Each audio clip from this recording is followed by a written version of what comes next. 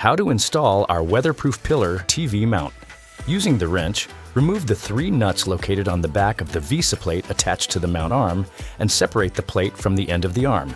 Open the ratchet straps by pulling the latch upward toward the handle to release and open the buckle. Hold the mount arm against the pole, use the bubble level to check the alignment, and wrap the ratchet straps around the pole, passing the loose end through the mount bracket as shown.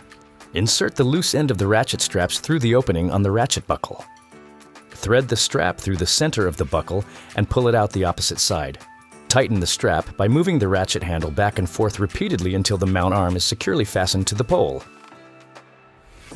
For VESA patterns larger than 200 by 200 up to 400 by 400, attach the VESA extensions onto the VESA plate using the bolts in one of the configurations shown, and verify the length of the VESA bolt is not too long. If necessary, use the included spacers. Attach the VESA plate using the selected bolts and washers, then tighten until secure.